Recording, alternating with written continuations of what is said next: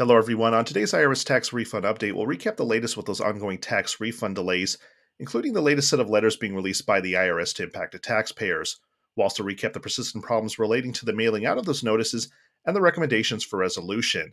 As we approach the month of November, with the IRS still having over 5 million unprocessed tax returns, the question remains how much more of the backlog will carry on and over into the 2023 tax season. Now, for those of you attempting to reach the IRS by phone, do note they are still answering only 10% of phone calls based off the latest set of data. Now, if you're still waiting on your paper tax return to be processed, also note that last year the IRS committed an error rate of 22% when they manually process paper returns. So if there's an issue with your return when you do get that refund, do keep that in mind. Now, the IRS has been given several recommendations which will help increase processing times and reduce errors. However, they've stated so far they will not be implementing any of those proposed changes for next year, which leads us to believe we're going to see a repeat of what we saw this year in regards to processing and refund delays. Now, one of those letters being received by taxpayers is IRS Letter 5071C, as seen here, requesting identity verification in order to continue processing of that tax return and issuing of refund. For those who receive this specific letter, they can verify their identity online or by phone. However, what has been the case all year is that many people who were supposed to receive this notice have in fact not received it, which has led to further delays. Now, it was only after taxpayer reached the IRS or Taxpayer Advocate Service were they made aware this was the issue causing their refund hold, and they did at that point proceed to verify their identity. Now, there's still a number of viewers out there who are impacted by the need to complete ID verification, and they still do not know it. So it is highly recommended if you cannot reach the IRS, do attempt to reach the Taxpayer Advocate Service to see if this is the cause of your refund delay. Now, verifying your identity online is very simple. If you don't have an account created on the irs.gov website already, you will want to do so through id.me. Make sure to have a valid photo ID, as well as a copy of your 2021 transcripts handy if you need to complete ID verification in order for the processing of your tax return.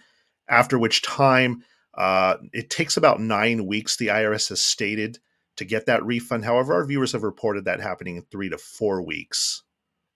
Now, if you receive letter 5747C in regards to ID verification, this is something that has to be done in person at a local IRS office. You cannot complete ID verification online. If you receive this specific letter, there will be instructions on reaching out to the local taxpayer office to schedule an appointment so that you will come in person to verify your identity. At that point, the processing of your return can then proceed. Another notice viewers are reported receiving is the CP75 notice, as seen here, for those particularly claiming the earned income tax credit, with the IRS requesting further documentation in order for the tax return to continue to be processed. This is impacting first-time taxpayers who are claiming EITC, as well as those who have been claiming the earned income tax credit for many years.